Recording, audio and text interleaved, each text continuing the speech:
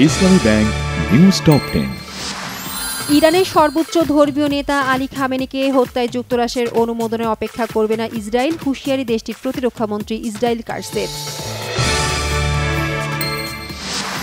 Iran থেকে সড়ক পথে পাকিস্তানে পৌঁছেছেন 28 বাংলাদেশি। ইরান ইসরায়েল যুদ্ধ শুরু হওয়ার পর ইরান ছাড়তে শুরু করেন এসব বাংলাদেশি। বিগত সরকার সামাজিক ব্যবসা দিবস পালন করতে দেয়নি। সাভারে দিবসটি উপলক্ষে এক অনুষ্ঠানে এই অভিযোগ করেছেন প্রধান উপদেষ্টা ডক্টর মোহাম্মদ ইউনূস।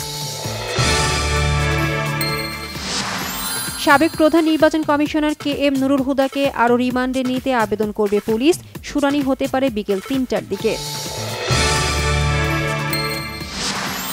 এইচএসসির প্রথম পরীক্ষায় অংশ নিতে না পারা শিক্ষার্থীর বিষয়টি মানবিক বিবেচনায় গুরুত্বের সাথে দেখা হচ্ছে, জানালেন শিক্ষা উপদেষ্টা। ইঞ্জিনের ত্রুটির কারণে হযরত শাহজালাল আন্তর্জাতিক বিমানবন্দরে জরুরি অবতরণ করেছে বাংলাদেশ বিমানের একটি ফ্লাইট। ধামরাইয়ে আজ শুরু হচ্ছে 400 বছরের ঐতিহ্যবাহী রথমেলা। 9 দিনের অনুষ্ঠান হলেও একে ঘিরে রথমেলা চলে প্রায় মাস জুড়ে। বিভিন্ন দেশ থেকেও ভক্তরা যোগ দেন এই রথমেলায়।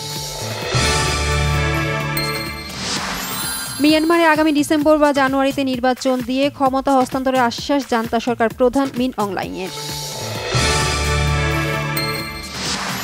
তৃতীয় দিনে লঙ্কান সেঞ্চুরিয়ান পাথুম নিশাঙ্গাকে দ্রুত ফেরত পাঠালেও রানের চাপ থেকে মুক্তি পাচ্ছে না বাংলাদেশ।